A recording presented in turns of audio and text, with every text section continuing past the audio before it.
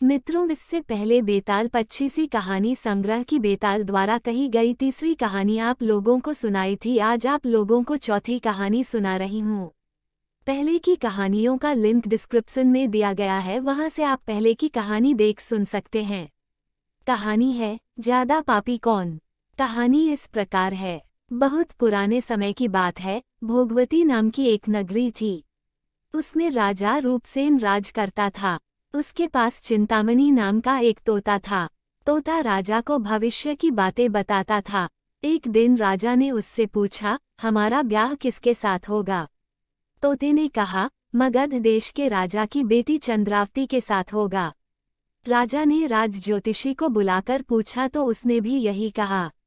उधर मगध देश की राजकन्या के पास एक मैना थी। उसका नाम था मदन मंजरी। वो भी भविष्य की बातें राजकुमारी को बताया करती थी।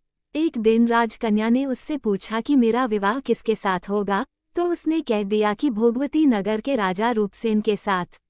इसके कुछ दिनों बाद दोनों का विवाह हो गया। रानी के साथ उसकी मैना भी आ गई। राजा रानी ने तोता मैना का ब्याह करा दिया और उन्हें एक पिंजरे में रख दिया। एक दिन की बात की तोता मैना में बहस हो गई।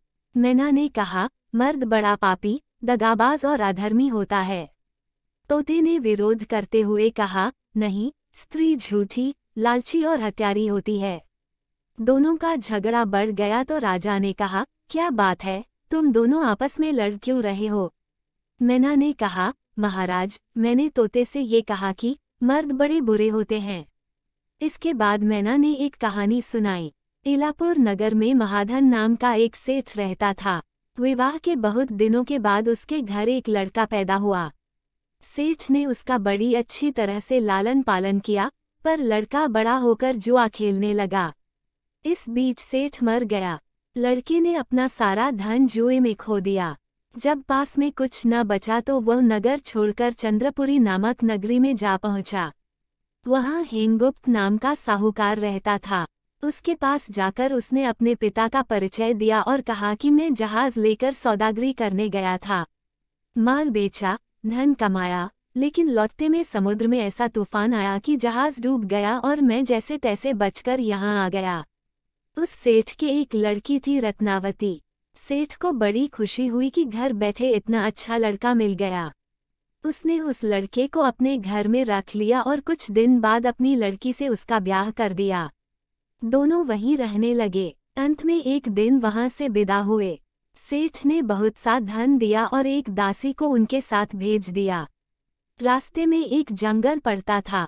वहां आकर लड़के ने स्त्री से कहा, यहाँ बहुत डर है, तुम अपने गहने उतारकर मेरी कमर में बांध दो। लड़की ने ऐसा ही किया। इसके बाद लड़के ने कहारों को धन देकर डोले को वापस करा दिया और दासी को मारकर कुएं में डाल दिया। फिर स्त्री को भी कुएं में डालकर आगे बढ़ गया। कुएं के अंदर से स्त्री जोर जोर से रोने और चिल्लाने लगी। एक मुसाफिर उधर से जा रहा था। जंगल में रोने की आवाज सुनकर वो वहां आया, उसे कुएं से निकालकर उसके घर पहुंचा दिया।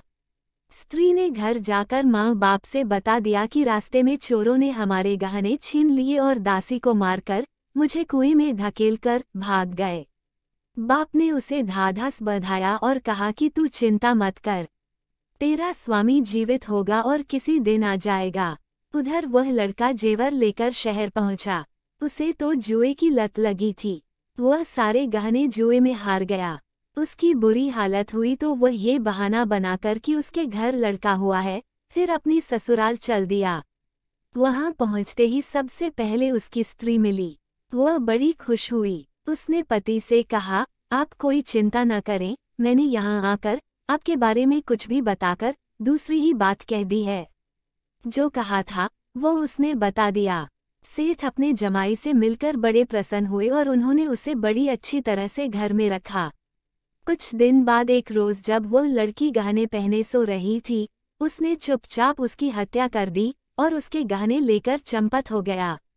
मैना बोली, महाराज, ये सब मैंने अपनी आंखों से देखा है। मर्द ऐसे ही पापी होता है। राजा ने तोते से कहा, अब तुम बताओ कि स्त्री क्यों बुरी होती है। इस पर तोते ने ये कहानी सुनाई। कंचनपुर में सागरदत्त नाम का एक सेठ रहता था। उसके श्रीदत्त नाम का एक लड़का था। वहां से कुछ दूर पर एक और नगर था, श्री विजयपुर। उसमें सोमदत्त नाम का सेठ रहता था। उसकी एक लड़की थी जिसका नाम जयश्री था और वह श्रीदत्त को ब्याही थी। ब्याह के बाद श्रीदत्त व्यापार करने परदेश चला गया।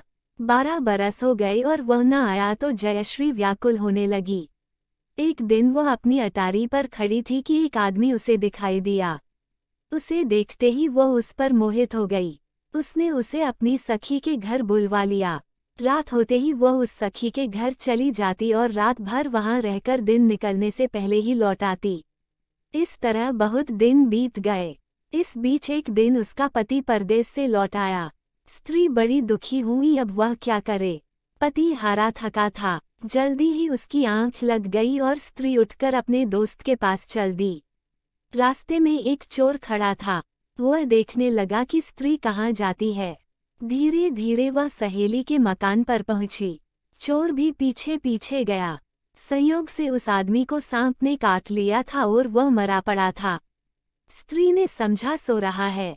वहीं आंगन में पीपल का एक पेड़ था जिस पर एक पिशाच बैठा ये लीला देख रहा था। उसने उस आदमी के शरीर में प्रवेश करके उस स्त्री की नाक काट ली और फिर उस आदमी की देह से निकलकर पेड़ पर जा बैठा। स्त्री रोती हुई अपनी सहेली के पास गई। सहेली ने कहा कि तुम अपने पति के पास जाओ और वहां बैठकर रोने लगो। कोई पूछे तो कह देना कि पति ने नाक काट ली है। उसने ऐसा ही किया। उसका रोना सुनकर लोग इकट्ठे हो गए। आदमी जाग उठा। उसे सारा हाल मालूम हुआ तो वह बड़ा दुखी हुआ। लड़की के बाप ने कोतवाल को खबर दे दी। कोतवाल उन सबको राजा के पास ले गया। लड़की की हालत देखकर राजा को बड़ा गुस्सा आया। उसने कहा, इस आदमी को सूली पर लटका दो। वह चोर वहां खड़ा था। जब उसने देखा कि एक बेकसूर आदमी को सूली पर लटकाया जा रहा है तो उसने राजा के सामने जाकर सब हाल सच सच बता दिया। बोला, अगर मेरी बात का विश्वास न हो तो जाकर देख लीजिए, उस आदमी के मुंह में स्त्री की नाक है। राजा ने अपने आदमियों को भेजकर दिखवाया तो बात सच निकली। इतना कहकर तोता बोला, हे राजा, स्त्रियां ऐसी ही होती हैं। राजा ने उस स्त्री का सिर मुंदवाकर गधे पर चढ़ाकर नगर में घुमवाया और शहर से बाहर छुड़वा दिया। ये कहानी सुनाकर बेताल बोला, राजा बताओ कि दोनों में ज्यादा पापी कौन है। राजा ने कहा, स्त्री। बेताल ने पूछा, कैसे। राजा ने कहा, मर्द कैसा ही दुष्ट हो, उसे धर्म का थोड़ा बहुत विचार रहता ही है।